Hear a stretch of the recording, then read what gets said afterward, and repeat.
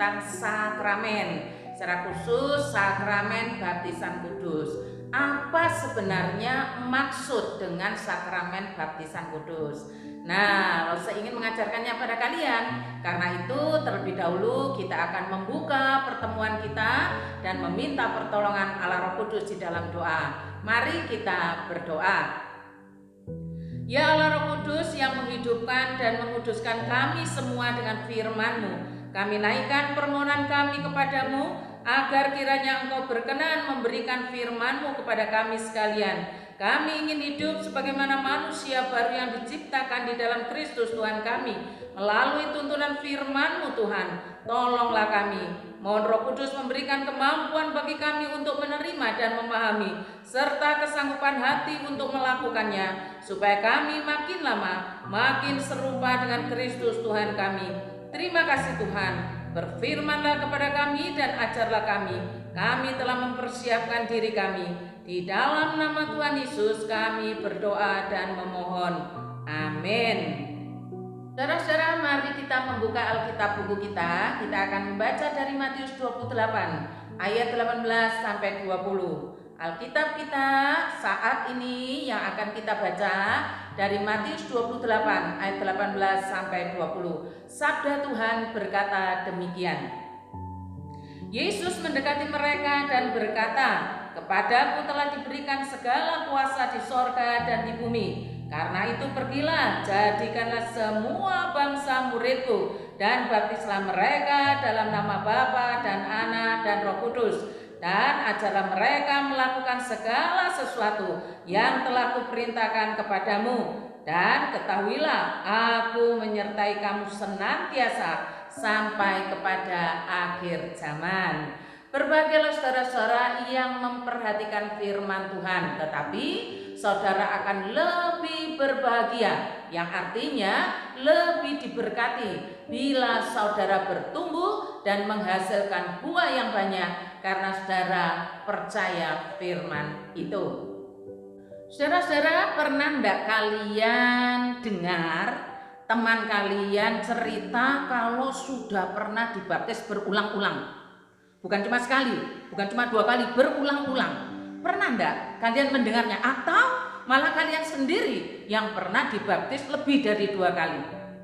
Nah, saudara, sebenarnya menurut ajaran Alkitab yang benar itu baptis berapa kali?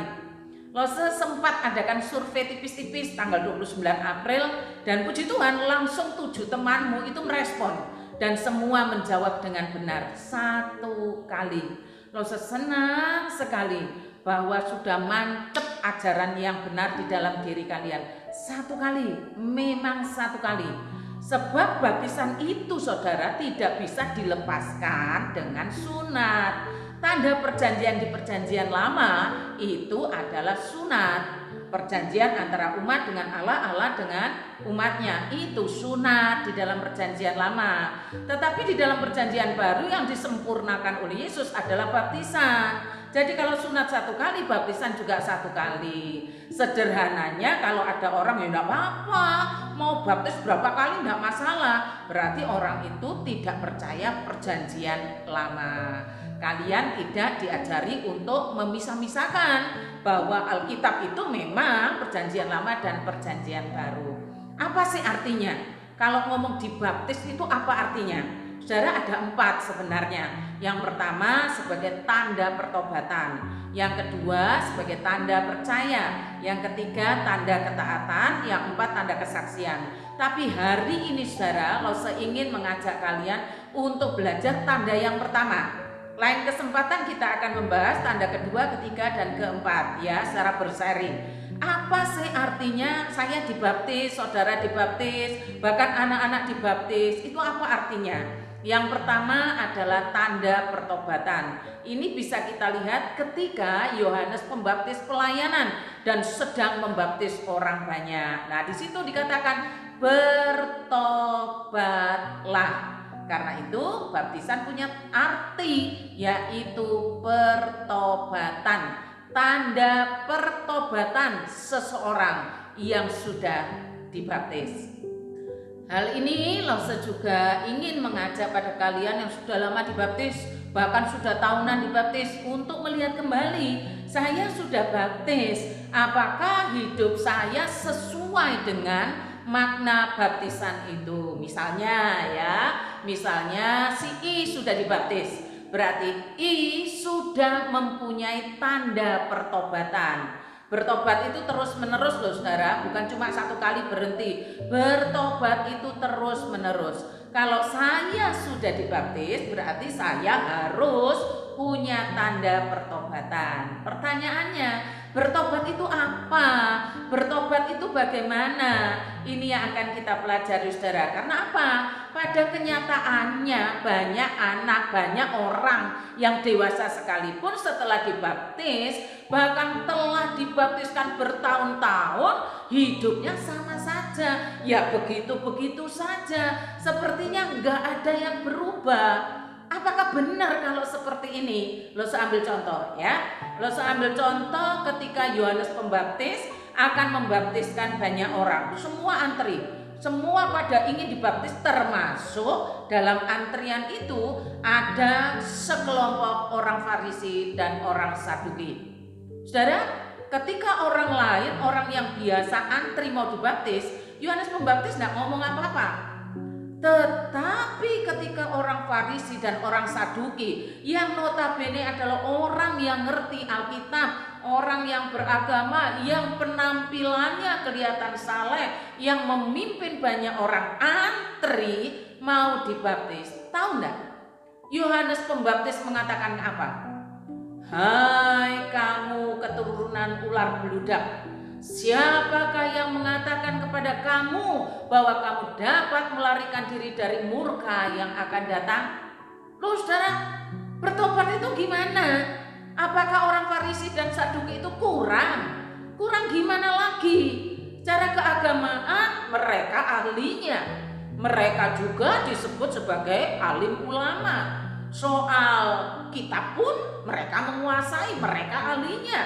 Berpuasa, bahkan ritual-ritual dilakukan dengan ketat. Kurang gimana? Bertobat itu apa? Saudara, bertobat itu bukan seperti orang yang ganti baju. Luarnya kelihatan bagus, tapi dalamnya busuk. Dalamnya itu apa? Hati. Jadi bertobat itu tidak bisa dibilang kalau luarnya bagus, hatinya tetap busuk. Tidak apa-apa, tidak bisa begitu. Bertobat itu sebenarnya kalau lo seistilahkan ya, hatinya Tuhan jadi hatimu, pikirannya Tuhan jadi pikiranmu, perasaannya Tuhan jadi perasaanmu. Itu bertobat. Kalau sebelum bertobat, hatiku ya hatiku, pikiranku ya pikiranku, terserah aku. Tapi setelah bertobat, hatinya Tuhan jadi hatiku, pikirannya Tuhan jadi pikiranku, perasaannya Tuhan jadi perasaanku. Dan ternyata orang Farisi dan Saduki ini ketahuan saudara, memang antri mau baptis, kelihatan luarnya saja baik, tapi mereka sangat membenci Tuhan Yesus. Bukan cuma membenci, mereka merancang hendak membunuh Tuhan Yesus. Luarnya baik, hatinya jahat, hatinya kejam, hatinya sangat busuk. Karena itu Yohanes Pembaptis mengatakan, hai kamu keturunan ular beludak. Nah saudara, kalian saat ini yang sudah mengetahui bahwa baptisan itu tanda pertobatan, pertanyaannya, bertobat hatinya. Apakah kalian sudah mengalami pertobatan hati? Bukan cuma luarnya.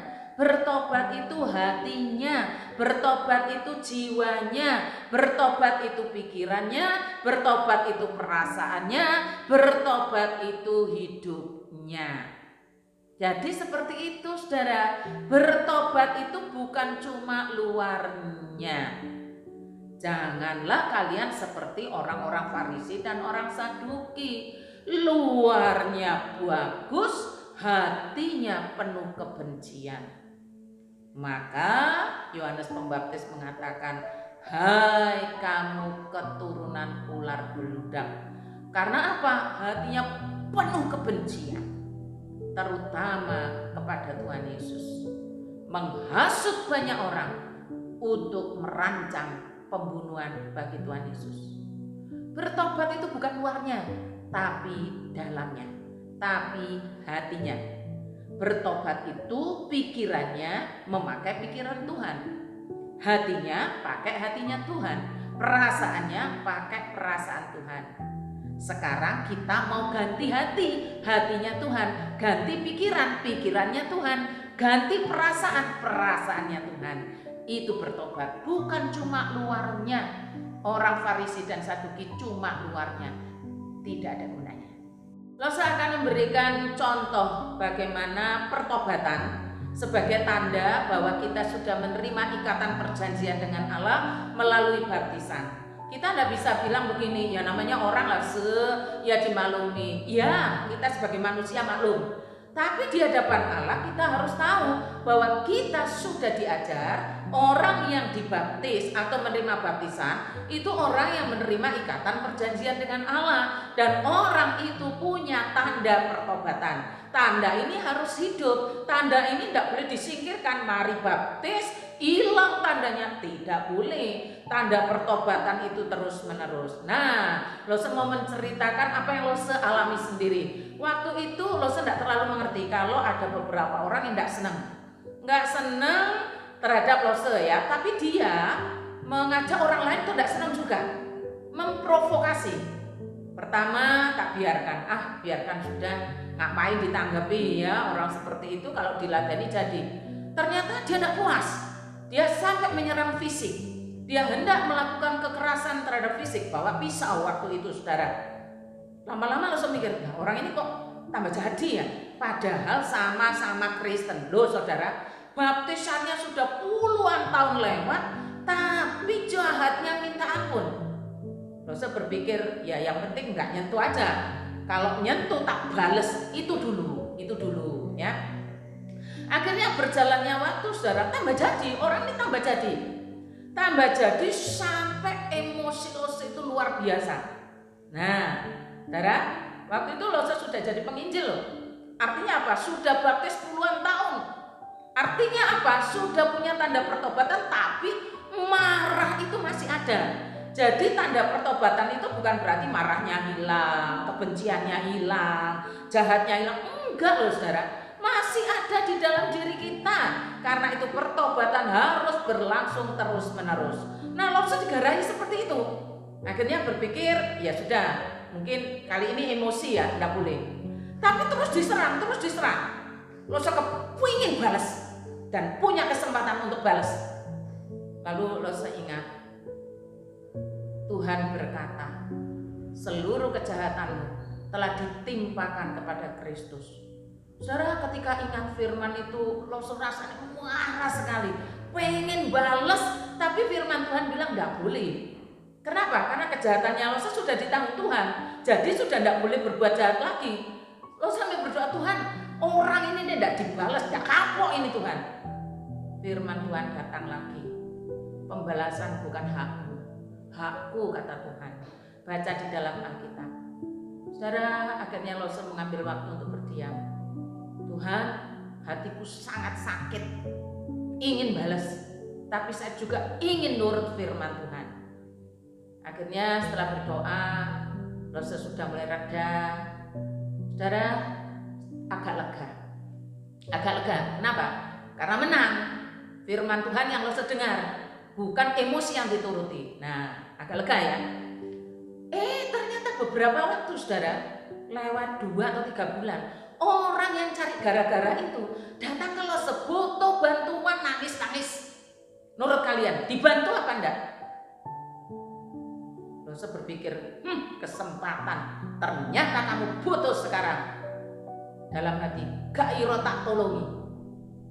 Firman Tuhan datang lagi, kamu nolong dia sama dengan kamu nolong Tuhan Yesus. Aduh saudara, Lose masih membutuhkan pertobatan yang terus menerus. Orang yang bertobat bukan berarti di sininya tidak bergumul. Harus pakai hatinya Tuhan. Kalau tidak pakai hatinya Tuhan, Wah saudara, kita tetap mengikuti jalan dunia. Kalau tidak pakai perasaannya Tuhan, tetap pakai jalan dunia. Kalau tidak pakai pikirannya Tuhan, pakai pikiran sendiri, kita tetap memelihara yang jahat. Itu pengalaman Lose. Bertobat itu terus menerus, bukan cuma satu kali. Tuhan mengampuni kita dengan sempurna. Kita perlu bertobat, kita perlu berperang. Bertobat itu bukan cuma tidak melakukan yang jahat, bukan cuma tidak melakukan yang dosa. Bertobat itu memakai pikirannya Tuhan jadi pikiran kita. Bertobat itu pakai hatinya Tuhan jadi hati kita. Bertobat itu pakai perasaan Tuhan jadi perasaan kita. Bagaimana dengan kalian? Saudara, Lose tahu ada banyak di antara kalian yang sudah terima baptisan, walau masih baptisan anak, yang nanti setelah dewasa umur 16 tahun kalian mengikuti katekisasi untuk DCD, kalian tetap harus meneguhkan bahwa kalian pernah dibaptis dan kalian punya tanda pertobatan. Apa yang ada di dalam hati kita? Apa sebenarnya rahasia di dalam diri kita yang harus dibereskan? Harus pakai pikirannya Tuhan, harus pakai hatinya Tuhan, harus pakai perasaannya Tuhan. Itu bertobat bukan cuma luarnya saja, bukan cuma jubahnya saja, bukan cuma lahirnya saja. Bertobat itu hatinya. Apa sih persoalan remaja? Lose mencoba memetakan ya, dengan melihat sekitar. Apa persoalannya? Malas. Saudara, orang malas harus bertobat. Malas itu sepertinya tidak merugikan siapa-siapa. Ini malas, itu malas. Contoh, saat teduh gimana? Rajin, bolong-bolong kadang iya kadang enggak, lebih sering hendaknya. Malas. Tahukah saudara, malas itu sebenarnya mendukakan Roh Kudus, memadamkan Roh Kudus. Saudara, kenapa kok masih bertahan malasnya? Karena kamu tidak pakai hatinya Tuhan, karena kamu tidak pakai perasaannya Tuhan, karena kamu tidak pakai pikirannya Tuhan. Kalau kamu mengerti betapa harusnya kamu mati, tapi Tuhan kasih hidup, kamu akan lawan. Kamu tidak akan kerasan dengan malas itu. Kenapa? Karena berbahaya, membuat kalian binasa. Apalagi persoalan remaja. Ternyata para remaja banyak sekali melawan orang tua, tidak hormat dengan orang tua.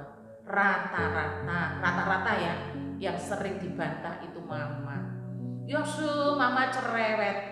Ada enggak di dalam kitab suci mengatakan kalau cerewet bantahan? Ada enggak? Tidak ada, saudara. Kenapa sudah baptis harusnya punya tanda pertobatan masih membantah, masih tidak hormat? Karena pakai hatimu sendiri, hati yang lama, hati dari dunia ini. Bertobat itu memakai hatinya Tuhan. Tuhan Yesus loh ketika menjadi anak-anak, diasuh oleh Yusuf dan Maria, dia hormat.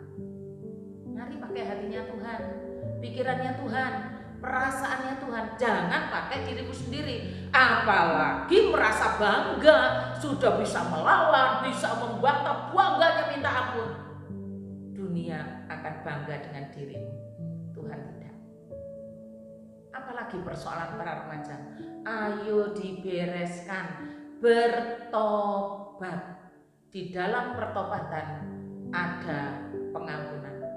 Jika kalian bertahan tidak bertobat, kalian menolak pengampunan. Persoalannya apa lagi? Tidak peduli, cuek. Tidak tahu ya, lo perhatikan anak-anak zaman sekarang itu, aduh cueknya minta ampun. Bukan hanya cuek dengan orang-orang di sekelilingnya, cuek dengan hidupnya. Cuek sekali. Kelihatannya tidak berdosa ya saudara, itu salah loh cuek itu. Padahal Tuhan ajari kita peduli karena Allah peduli. Mengapa kok bisa cuek? Karena kamu masih pakai hatinya dunia, pakai perasaannya dari dunia ini, pakai pikirannya dari dunia ini. Mari mulai sekarang bertobat. Pakailah pikiran Kristus, pakailah hatinya Kristus, pakailah perasaannya Kristus. Jangan cuek, dilatih contoh sederhana sehari-hari. mamamu, ibumu sibuk minta ampun, kalian enak main-main game. Cobalah lihat apa yang bisa aku lakukan. Kalau kalian tidak bangkit dari kecuekan, sampai dewasa pun kalian akan cuek. Kalau pernah menolong, ini keluarga sih, memang sudah orang dewasa. Istrinya bilang begini, istrinya, "Duh, suamiku itu secuek yang minta ampun." Oke, kamu mau ngajari? Iya. Bilang, "Oh, Pak, aku masak soto. Jangan ya, aku tak beli sayur dulu di luar. Nanti kalau sudah mendidih, angkat." Diajar. Oh iya, dituruti sih. Saudara turuti. Karena si suaminya bilang lapar mau makan. Ya ini sotonya mau mateng. Silakan bentar lagi dimakan. Kalau mendidih silakan dimakan. Tahu saudara, suaminya nih main game aja. Istrinya belanja. Begitu pulang tahu sotonya kosong. Akhirnya marah suami ini. "Kamu ini gimana?" Istri menjawab tanpa marah. "Kan tadi sudah dibilang, jangan. Kamu ngapain?" Sejak saat itu saudara, suaminya berubah. Apa kita perlu dipukul dulu baru berubah? Apa kita harus diajar dulu baru bertobat? Jangan. Bertobat itu memakai hatinya Tuhan, memakai pikirannya Tuhan, memakai perasaannya Tuhan. Kadang itu benturan saudara. Kadang yang pikirannya Tuhan dan pikiran kita benturan. Rasanya tidak mengikuti. Tapi Tuhan kasih kemenangan. Orang yang bertobat diberikan pengampunan. Apalagi persoalan remaja. Rasa mencoba cari. Oh ternyata tidak sopan. Tidak punya etika. Dalam ngomong sangat kasar. Sama orang tua jambal. Ngelama. Kalau sudah diingatkan tambah lama. Sudah diingatkan ngelama lagi ngelunjak. Itu ajaran dunia, tidak sopan. Maaf, sama orang tua kadang ya kamu itu, sambil mendelik begitu. Jangan ditiru. Tirulah Yesus. Pakailah hatinya Tuhan. Tuhan tetap sopan walaupun dia Allah kepada orang tuanya, kepada orang yang lebih tua. Bahkan sapalah mereka terlebih dahulu. Tidak harus merasa kamu harus sembunyi atau memalingkan muka, jangan. Remaja-remaja GKT Banyuwangi, mari kita bangkit jadi pribadi yang sopan. Pertama-tama kepada orang di sekelilingmu. Termasuk saudara, kalian yang punya saudara, hiduplah rukun. Tidak rukun itu settingan setan.